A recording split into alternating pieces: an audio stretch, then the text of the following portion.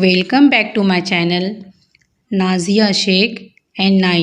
ہمارے ہر آنے والے ویڈیو کی نوٹیفیکیشن سب سے پہلے پانے کے لیے ہمارے اس چینل کو سبسکرائب کیجیے اور بیل آئیکن کو پریس کیجیے۔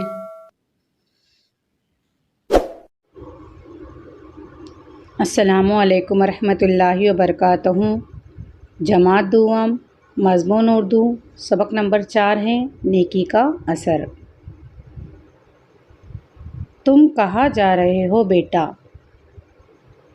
میں ایک سوداگر کے پاس جا رہا ہوں۔ اچھا، میں سمجھا تم کسی کے پاس پڑھنے جا رہے ہو۔ شہر کے مشہور عالم کی یہ بات سن کر نوجوان نعمان سوچ میں پڑ گیا۔ اس نے والد کے انتقال کے بعد اپنا خاندانی کاروبار سنبھال لیا تھا۔ بچپن میں اس نے والدین سے دین کی کچھ باتیں اور کاروبار کے طور طریقے سیکھے تھے۔ عالم کی بات سن کر نعمان نے شہر کے مدرسے میں داخلہ لے لیا۔ وہ ذہین تو تھا ہی، اسے علم حاصل کرنے کی لگن بھی تھی۔ اس کی محنت رنگ لائی۔ ایک وقت ایسا آیا کہ اسی مدرسے کے سب سے بڑے استاد کے انتقال کے بعد نعمان کو استاد مقرر کیا گیا۔ نعمان کا پورا نام نعمان بن ثابت تھا۔ دنیا جسے امام ابو حنیفہ رحمۃ اللہ علیہ کے نام سے بھی جانتی ہے۔ امام ابو حنیفہ رحمۃ اللہ علیہ نیک، دیندار اور خدا سے ڈرنے والے انسان تھے۔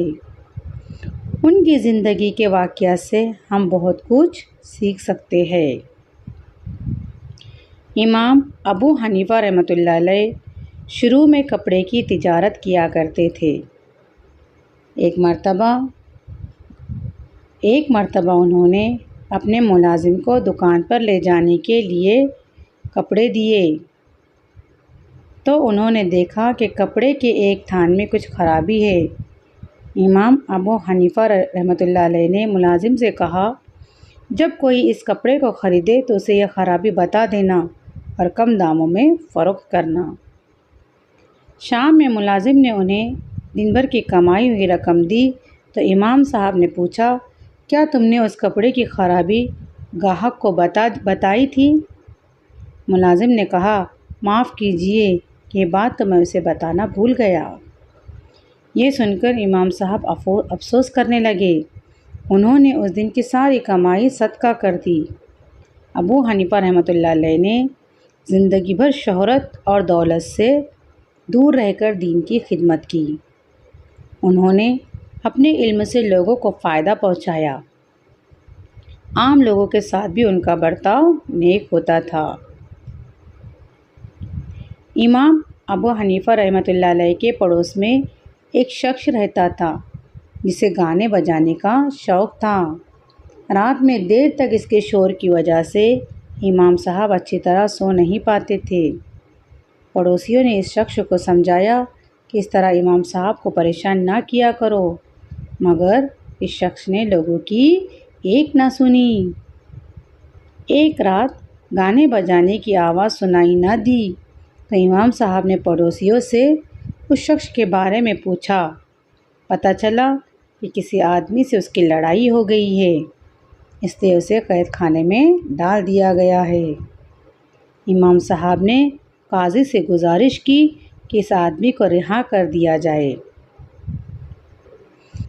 قاضی نے کہا، آپ ایک ایسے بے ادب شخص کی مدد کر رہے ہیں جو آپ کو تکلیف پہنچانا چاہتا تھا۔ امام صاحب نے کہا، وہ میرا پڑوسی ہے، مجھ پر اس کا حق ہے کہ مصیبت میں اس کی مدد کروں۔